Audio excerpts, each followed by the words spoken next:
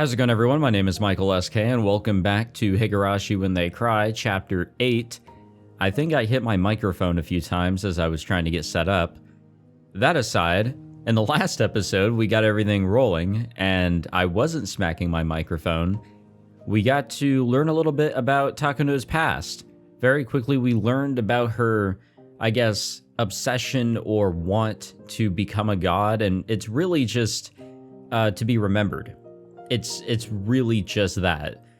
Whether it be for work or in name or whatever, her goal aligns with her quote-unquote grandfather's in that she wants to be remembered.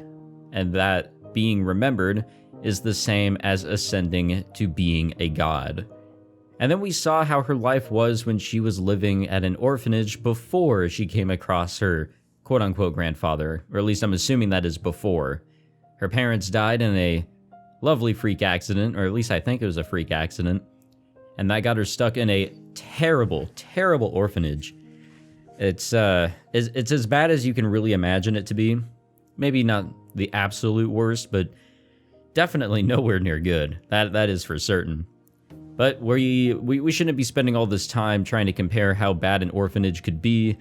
Let us continue on. I think we're back in the somewhat present, where Takano is an adult and not being abused. スピーチあと一人で乾杯に入ります。準備できてるね。広報 OK です。内部全然聞こえないんで、スピーチが終わるタイミングでコールをお願いします。いいかい。各宅にビールは10本ずつだよ。ちゃんと自分の縄張りにスムーズに運んでね。Young hotel workers dressed smartly in bow ties pulled bottle after bottle out of the beer cases, preparing for the toast. They waited for their cue to serve the drinks while listening through the intercom. At a normal party, they could put bottles of beer on the table ahead of time, but if there was a lecture before the party, then they couldn't. Guests don't mind sushi going dry due to a long speech, but they don't like seeing their tables get wet with condensation from the bottles of beer. And more than anything, they certainly don't want to drink warm beer. And that's why beer has to be served right before a toast. However, there's always a speech before a toast, and usually a long one. Especially at a big party like this, there are lots of guests that give speeches, so it's extremely difficult to know when to serve.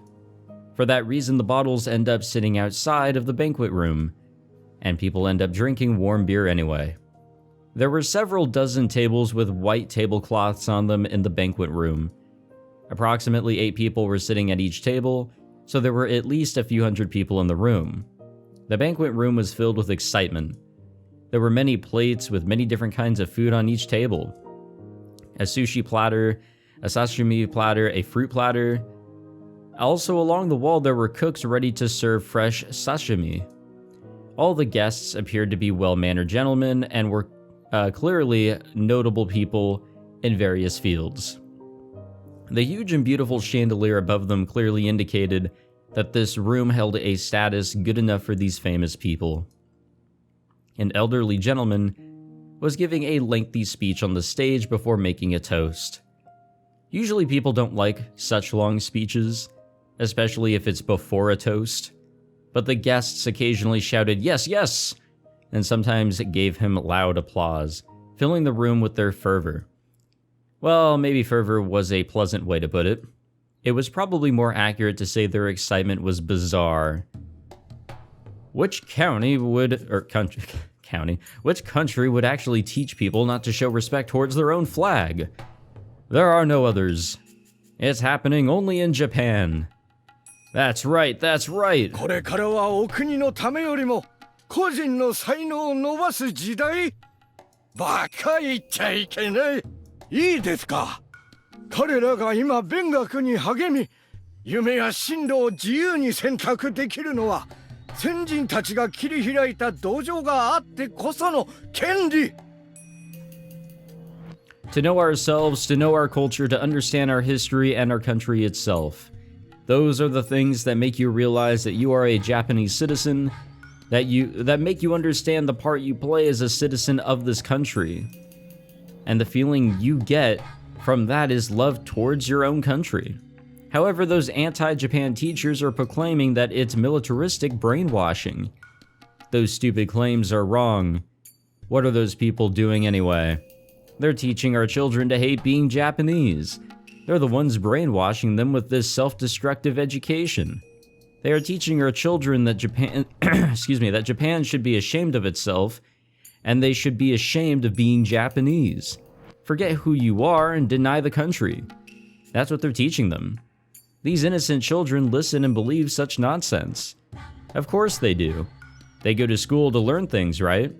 If their teachers teach them that, then of course the children believe it. Can you believe such corruption exists?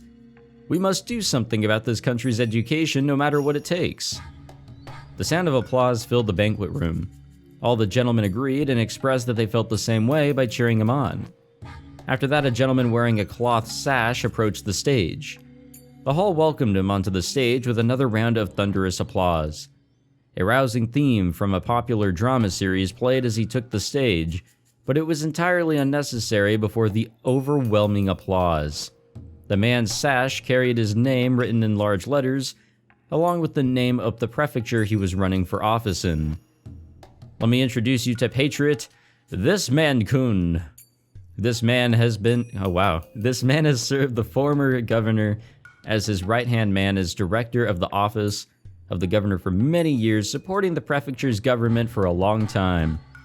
Since the previous governor has decided to retire, he was appointed as the next governor. Unfortunately, we have those anti-Japan teachers in our prefecture. While they proclaim freedom of education and freedom of thought, they're shamelessly forcing an anti-Japan education down our children. They don't teach real history, they teach our children that everything was Japan's fault. They don't even mention the true purpose of the Greater East Asia Co-Prosperity Sphere, or all who fought to save Asian people from Western control. They don't even talk about how many Asian countries were actually Western colonies before Japan stood up for our freedom during the war. Our country has recovered amazingly since then, yet our children don't know any of that because those teachers don't teach them. How truly, truly sad. I can't stand the fact that those anti-Japan teachers are actually teaching our children alongside those teachers who take teaching seriously. God damn, how many times can we say teach in a sentence?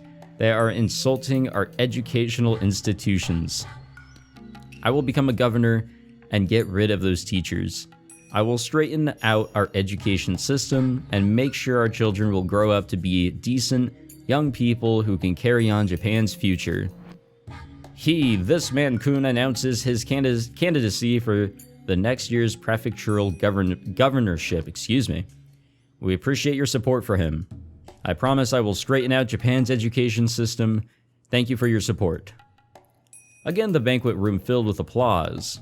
The man was receiving a standing ovation. I need to explain a bit about this banquet before you misunderstand. It wasn't the conference of a political association or a lecture by a political candidate. It was hard to believe, but this was nothing more than a meeting of a college's alumni association. Really? Really? Everyone should be familiar with what those are. Whether it's elementary school, junior high school, or college, once you graduate from one of those, you normally belong to an organization of alumni. You receive invitations for reunions where you enjoy talking about the good old days. However, there are many different types of such organizations. Some are simple, and some are united with much tighter bonds. And once an organization becomes united with those tight bonds, it's no longer a simple organization of alumni. Rather, it becomes a significant faction known as an alma mater clique. In Japanese society, it's traditional for graduates to form tighter bonds than go beyond the level of an organization. Also, the more superior the alma mater, the stronger the tendency holds true. The Imperial University, one of the best universities in the country, is famous for the deep bonds its graduates form. Why do superior people like to bond? It may be because they take pride in being superior. But more than that, maintaining connections is the most significant reason. All Imperial University graduates are elites in their respective fields. They are likely to succeed and become important people. When they do, the unity of their alumni association gains immeasurable meaning. In fact, even today, the Imperial University graduates maintain their tight academic clique, and they hold great influence throughout many different fields. They interact with other universities as well, so the graduates' bonds are extremely tight even today. Additionally, while Imperial University usually refers to the University of Tokyo, sometimes it's used to mean all 7 major universities in Japan. They are located in Tokyo, Kyoto, Tohoku, Kyushu, Hokkaido, Osaka, and Nagoya. They are all great schools, and there happens to be an organization of alumni that includes all of those 7 universities. The elderly gentlemen in this banquet room were each from one of those organizations. However, not every graduate would get an invitation here automatically. It is a society of select gentlemen, and in order to become a member, one must first fulfill several conditions, such as recommendation from an existing member, contribution to the society, possession of status, and so forth. Therefore, all the members are important people from different fields, and obviously the power of this organization is of a political nature. But there's one more very important criterion one has to meet to join. Strong patriotism, a heart that longs to contribute to Japan and its rebirth. As a result, this organization has become extremely nationalistic. Up on the stage, the candidate for the prefectural governorship was still talking, and among those elderly gentlemen in the crowd, Takano can be found. Takano seemed used to this kind of conference, and seemed unsurprised at anything that was said. But at the same time, she looked rather fed up with it. As she was in attendance, she must have been one of their members, which meant she possessed not only an extremely excellent academic background, but that the older gentleman here had acknowledged her equivalent contributions to society and that she possessed strong patriotism. However, her academic background was the only qualification she had met to join. She was only able to join as a special case because of her connections. She didn't even hold prejudiced ideas like the other members did. So, why was she here today?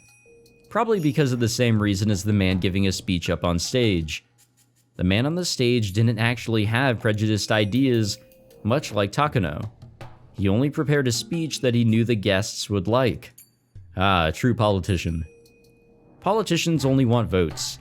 Each and every person has a vote, but appealing to each one of them takes too long. So the most efficient way is to appeal to organizations with a unified idea and a unified will. In other words, this man was giving this speech so that he can garner support from those powerful people. The elderly gentlemen in the banquet room will then do their best to support him since he appears to share their ideals. They can offer many different kinds of expediency, support, and assistance. To an outrageous degree, I might add.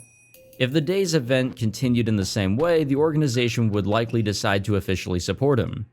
They will probably give him a great deal of financial aid. They'll assist him in different ways as well. Of course, the man on stage won't be the only one gaining something. When he wins the election and becomes a governor next year, the organization will become the governor as a new member, or will welcome the governor as a new member, and gain even more political influence. And eventually, the organization will become so powerful that nobody can ignore it. Those of you reading this right now probably get the sense that they're no mere alumni association. Yeah, what gave that away? You'd be absolutely right. After reaching this level, they were a fine syndicate. No, they would be a secret society if the group wasn't so open about its activities. Now, I'm sure some of you readers are brushing this off, thinking there's no way such a suspicious organization could exist in Japan. But everything I've explained is entirely true. There are several such influential groups and organizations within our society, and you need to understand that they hold powerful political clout and influence our national policies. Some are alma mater cliques like the one I've described above. Others are scientific societies serving different parties, industrial groups, advisory committees, religious organizations, community service groups, and so forth. Also, there are right wings and left wings, the hawk and the dove. I won't go listing the specific names here, yet you've probably read them every now and then in your average newspaper. In Japan, the terms for such forces aren't very common. Most of you readers probably think of a suspicious organization wearing white hoods when you hear the phrase secret society and laugh it off. Oh yeah, definitely. No. In all honesty, yeah, I am in total belief that in many nations, if not the majority, there are societies, secret ones or not, that have a huge amount of political influence and are not staging a coup or anything like that, but have extremely strong beliefs, like what we've learned of Tokyo in the previous chapter. I am in total belief that they exist, especially in the States. But unfortunately, that's a huge mistake. In America, where there's far more territory and citizens, there's way more groups like that, and they possess such vast influence that ignoring them is impossible. Yeah, see? So the terms they use for such forces don't apply to those on the scale of the syndicate. Sometimes people say that such groups have more power than the White House, and they are referred to as the shadow government. Now, this is the first I'm hearing of this. Even here in Japan, we had a shadow government before the war, our Zaibatsu. After we lost the war, the GHQ dismantled those blocks, but 40 years have passed since then. There's no guarantee our country hasn't given birth to another shadow government, given how good we are at collusion, groundwork, and backroom deals. Mio Takano was, in fact, attending a conference of such a shadow government. Alright, glad we got that lesson out of the way. I was getting tired of looking at a black screen. It might appear to be a guest house at a huge golf course. There were no golfers in sight, but by appearances, that must be it. But appearances can be deceiving. This wasn't a golf course, but a huge backyard. The guest house was in fact a very stylish mansion. Normal people would be surprised to learn that this was a private residence. The interior of the building was as lavish as the exterior. There were beautiful carpets on every floor, expensive-looking decorations on the wall, and expensive-looking bottles of alcohol on the shelves. That's the kind of room Takano was in. There was a knock at the door, and an old man in a wheelchair and a young woman pushing it entered.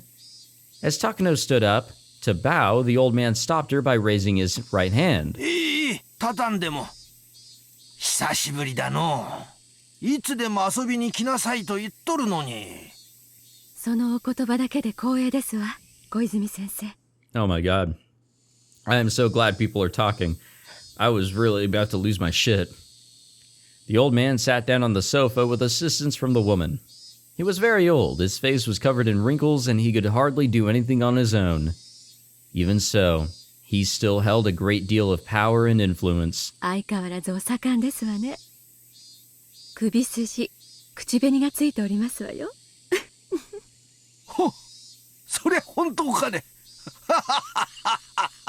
やれやれ、これはお恥ずかしいの。There was no lipstick on his neck. The woman who was helping him with his wheelchair was too beautiful to be a mere helper, so Takano had suspected something. As it turned out, her guess was correct. Although he was so old that he could die the next day, he wanted to stay sexually active until the very end. My man, I think.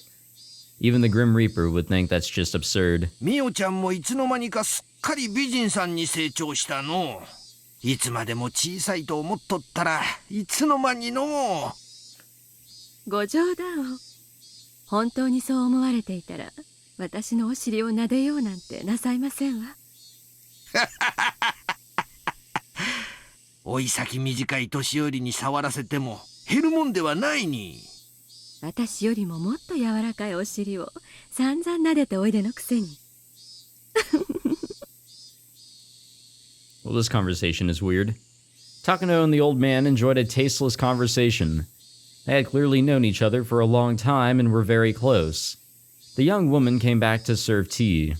After she left, the old man started to speak.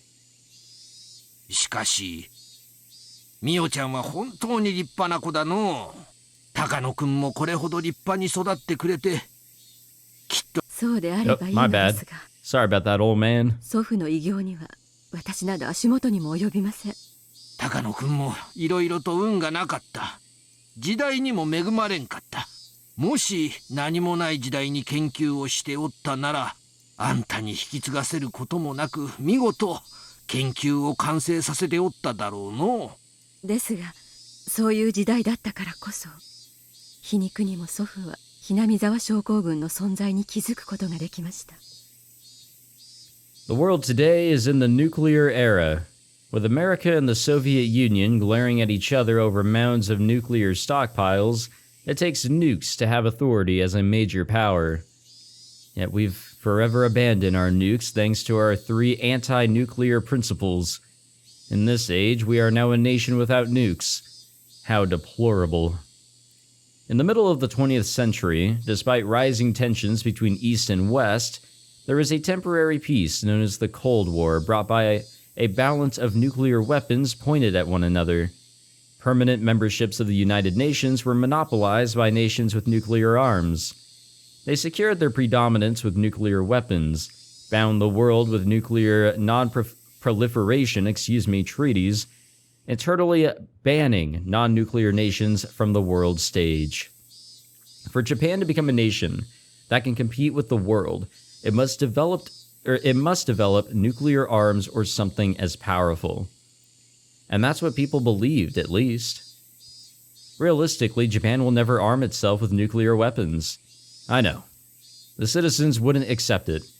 Even if the government ignored their opinions and armed itself with nuclear weapons, it wouldn't work. By abandoning nuclear weaponry, Japan gained the deterrent power of the United States. Though some people thought the only way for Japan to become equal to the US would be to get nuclear arms of their own. But realistically, that was impossible.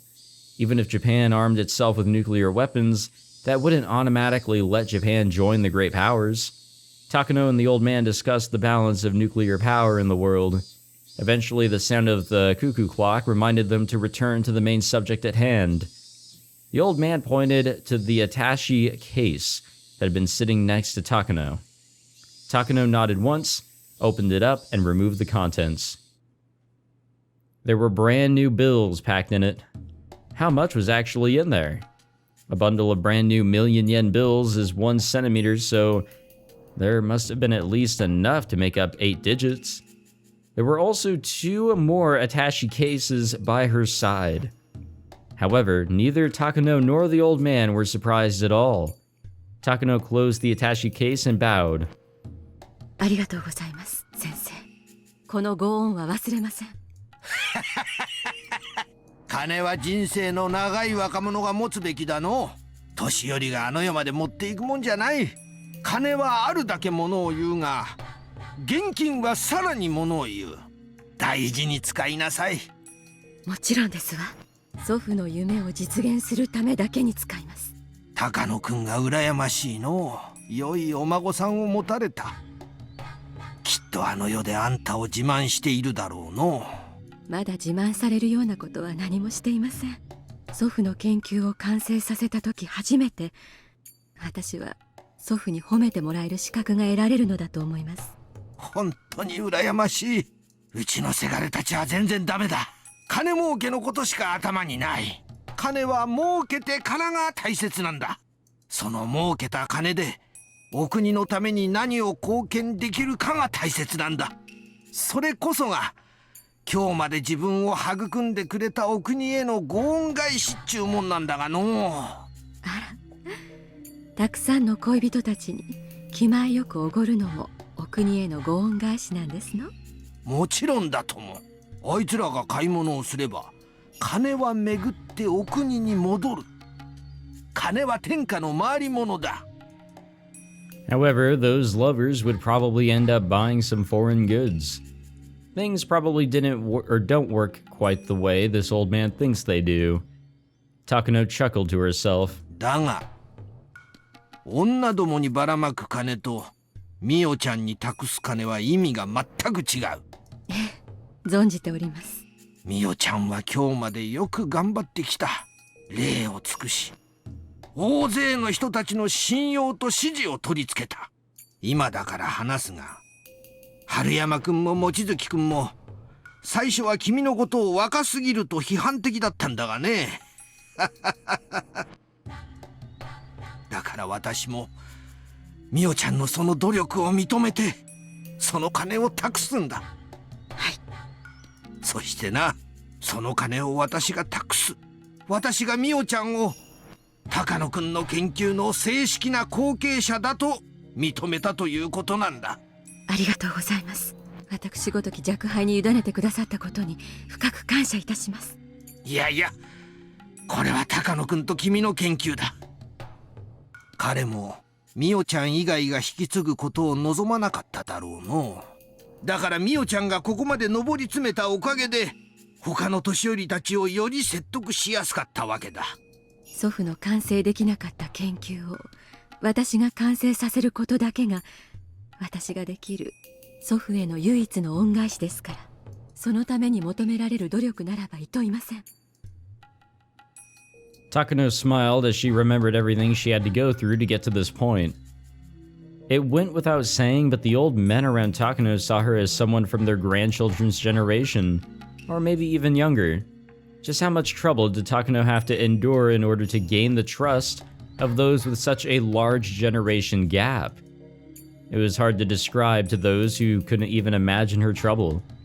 But Takano earned it. She gathered allies, drove away enemies, garnered support, and forced them to recognize her.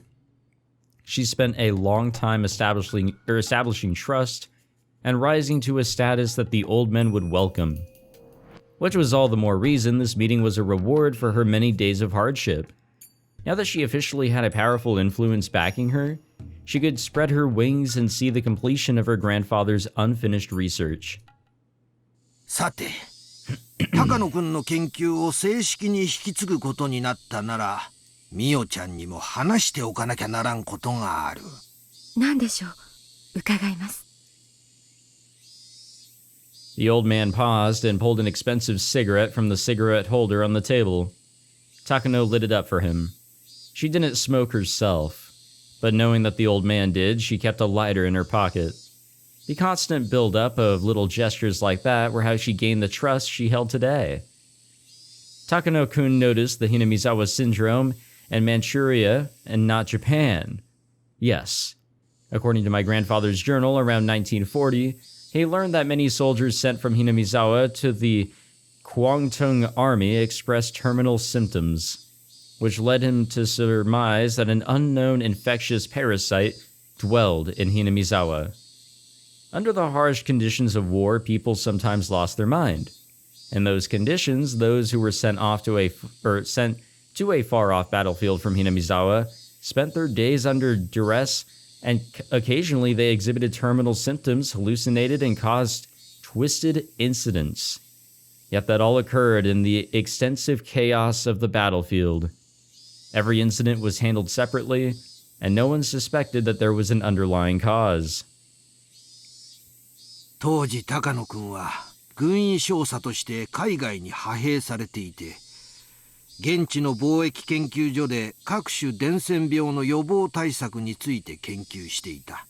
そんな中で偶然いくつかの錯乱事件が全て同じ出身地の兵士によって起こされていることを知った。高野くんはhinamizawa出身者に特有の症状ではないかと仮定し、個人的にこの研究を始めたのだ。そしてhinamizawa出身の兵士を研究所勤務にして集め、いろいろと調査した。そしてhinamizawa独特のお社様信仰の存在を知り、特異な性質を持つ未知の疾病の存在を確信したのだ。Some may wonder how he could be so certain that these symptoms were caused by unusual parasites. At the beginning of the 20th century, German doctors proved that some unknown diseases were caused by bacteria and parasites. At the time, it wasn't too far off a jump to assume that unknown pathogens could be behind unknown diseases. For instance, in modern times, it's been revealed that beriberi is caused by vitamin B1 deficiency, But at the start of the 20th century, many loudly proclaimed that it was the work of an unidentified pathogen. はい。祖父はその研究が軍にとって価値のあるものになるのではないかと予想し、予算を求めましたが、一生に付されたとか。As a researcher, her grandfather was very talented and passionate, but when it came to gaining the aid of political powers, he simply struck out. Hinamizawa syndrome. No. The possible existence of a parasite that infected the human brain and controlled emotions. Even though he made the remarkable achievement of discovering a mystery no one had explained before him, he was unable to convince others of that achievement, and spent his life alone, unable to garner support and unable to achieve proper recognition for his achievement. Independent research has its limit. Talented people, funding, and backup. A research project can be successful only if all those things are present. Takano had noticed her grandfather's mistakes, and that was why she did everything she could to obtain all of that. 当時の上層部は即効性でしかも普遍性の高い治療薬を期待していた。高野君の研究は非常に興味深いものではあっても、当時の軍には期待されなかったということだの。ですが、先生は唯一祖父の研究に理解を示してくれたと聞いています。祖父は先生のことを無二の親友と記していました。高野君とは同郷だった。同じ蕎麦屋を知る人間と遠方の戦地で会えるというのは奇跡的なことだったの。彼とは年は離れていたが、私たちは固い友情で結ばれていたのだ。だから高野君からはよく話をされたの。画期的な研究になるに違いない。本格的な研究のために予算をつけられるよう根回ししてほしいと何度も相談を受けた。祖父の手記にも先生がいろいろと各方面に掛け合ってくださったことが記されています。結局祖父の研究が認められることはありませんでしたが、先生だけが理解者でいてくれたことはきっと存命中大きな心の支えになっていたものと思います。だが結局は何の力にもなれんかった。だから高野君にしてやれなかった協力を美代ちゃんにするんだ。美代ちゃんに協力するのは高野君に対する私の罪滅ぼしでもある。ありがとうございます。祖父は良い親友に恵まれたと思っています。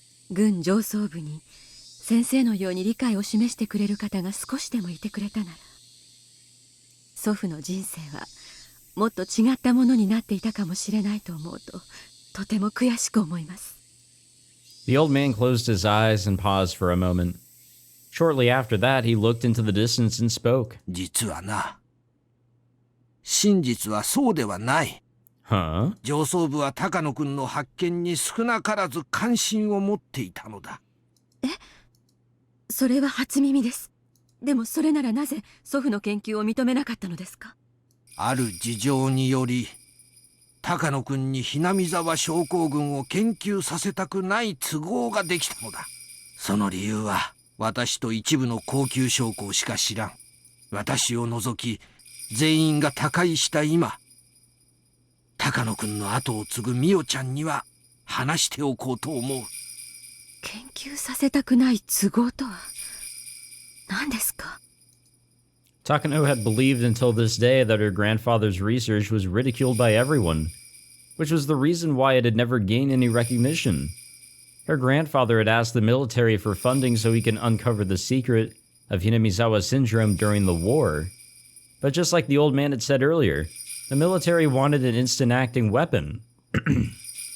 That was why they weren't interested in his research.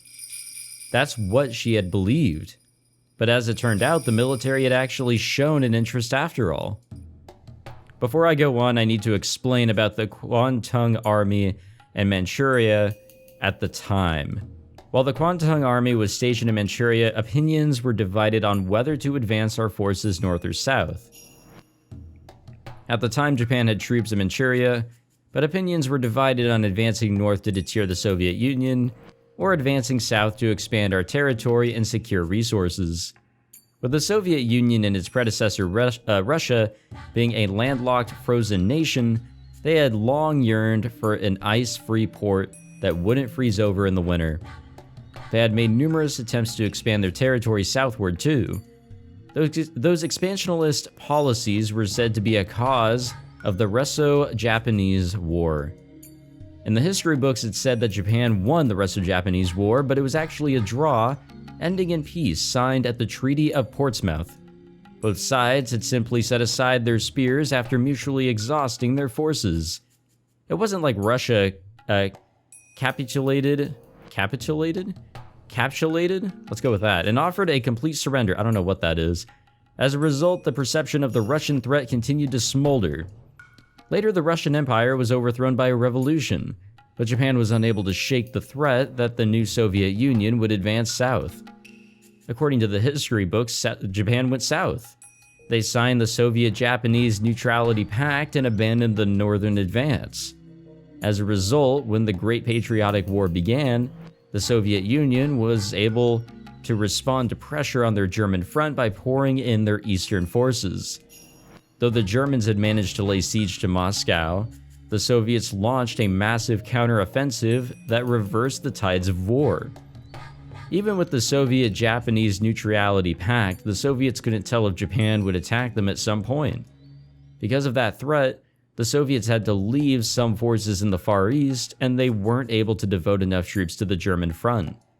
For starters, the Soviets had forged the Germany-Soviet Non-Aggression Pact too. Yet Germany broke the treaty and attacked the Soviet Union. To make matters worse, Japan and Germany had forged a military alliance. With all those factors in play, the Soviets naturally couldn't trust Japan to uphold their neutrality pact.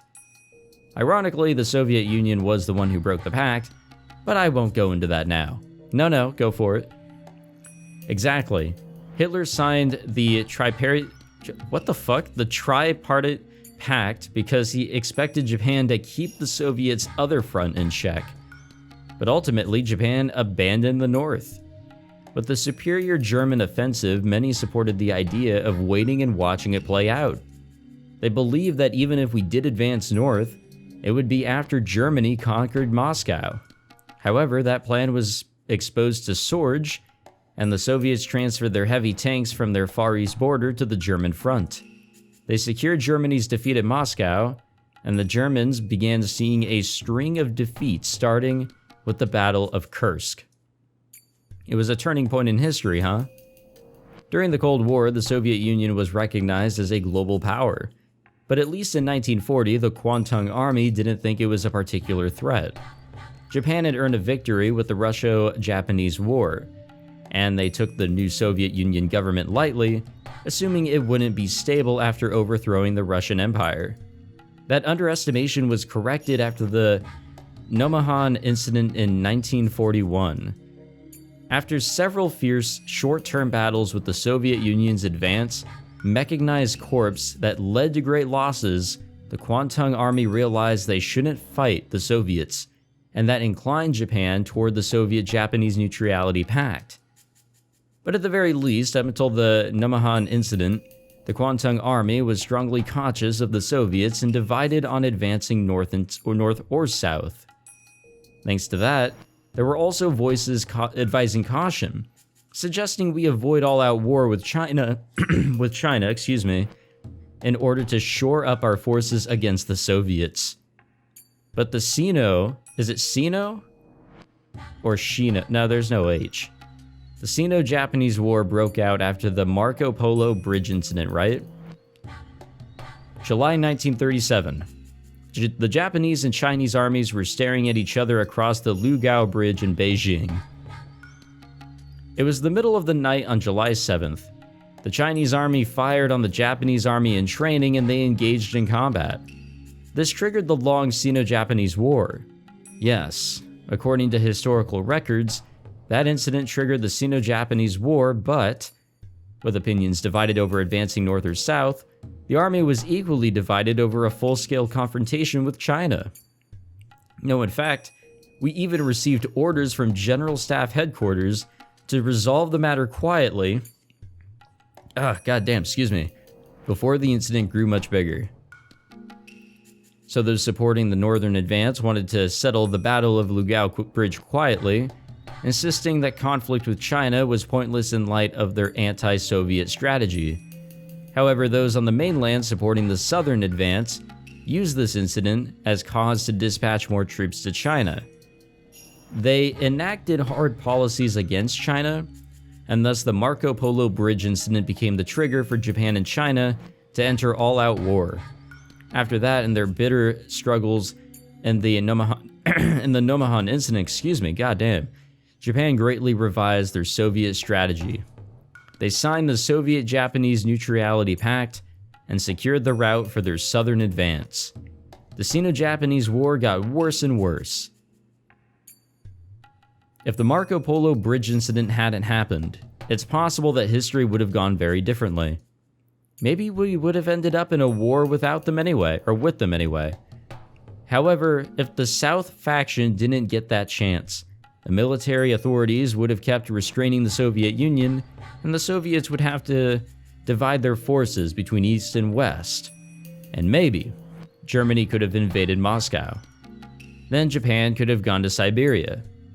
The map could have been very different today.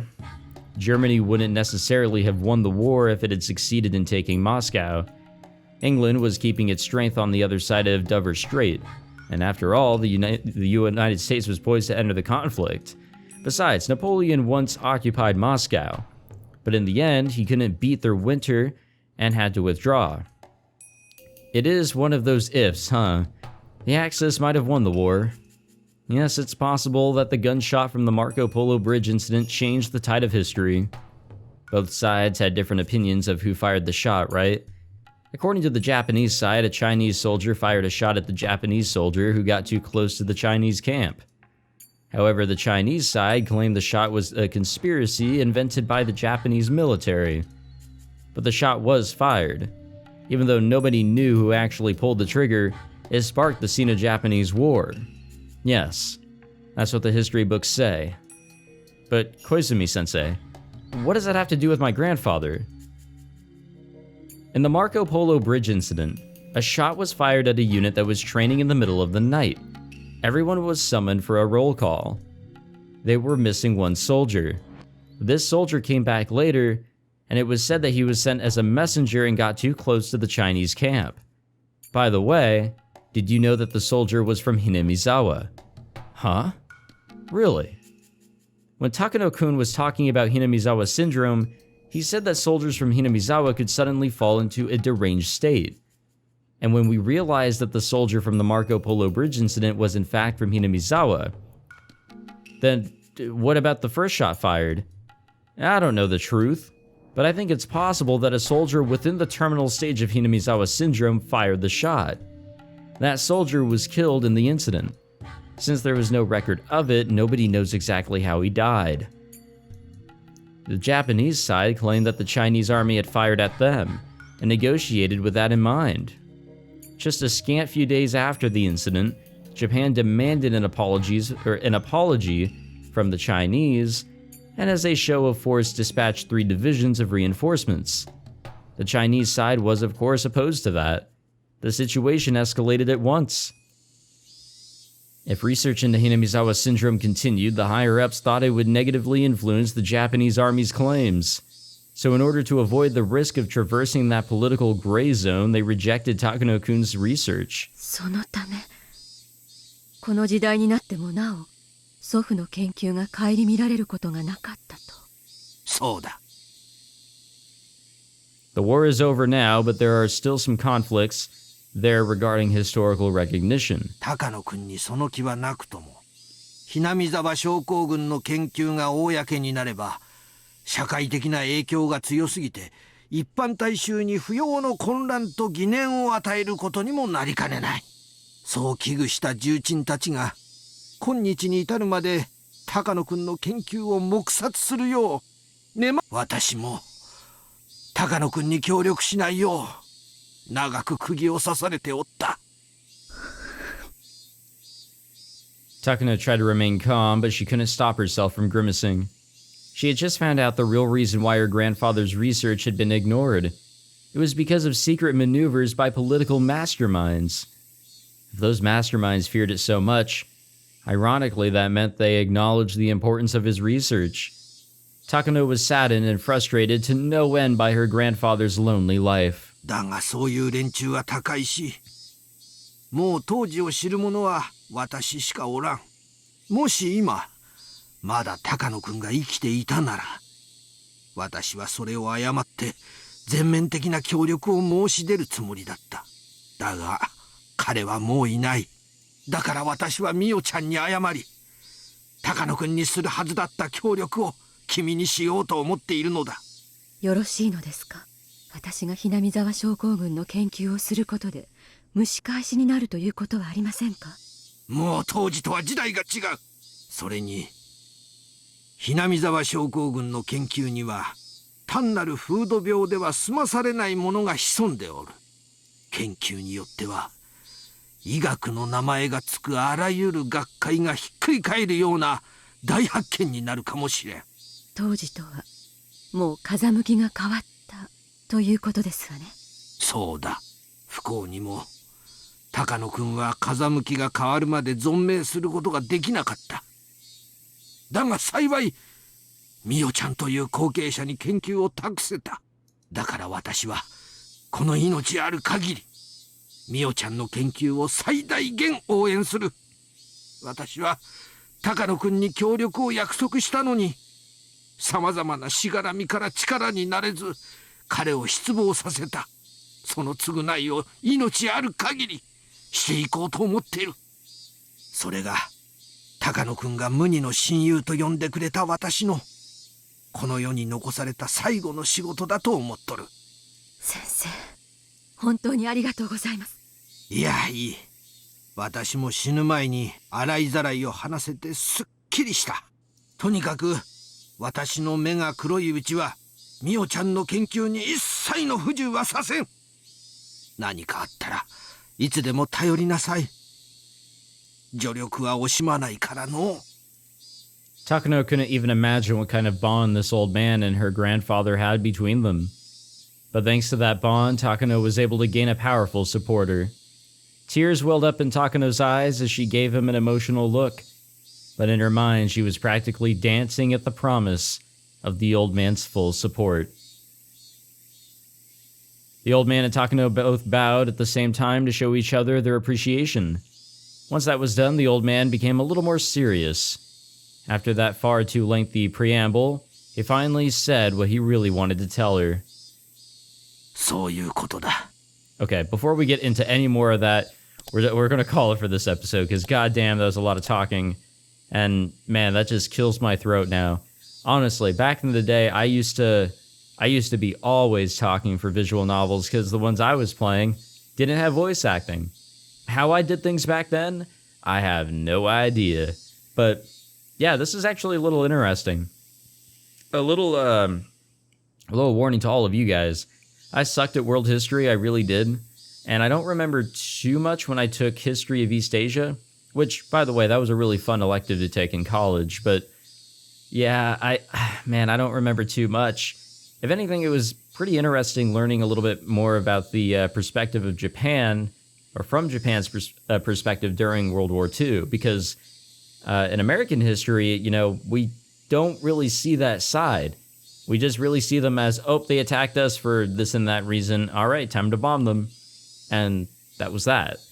But obviously, there's so much more. There's a lot of moving pieces that happen in World War II, and even before and after. But honestly, I'm not really into history, and I don't remember much. So this all doesn't really do too much for me, other than me understanding the fact that they are sort of placing this key fact relating to the syndrome in the war, which I think is cool. I think that's fine because it's using historical elements. I'm down with that. Can I actually, like, believe a lot of it that's being said to explain the historical lead up?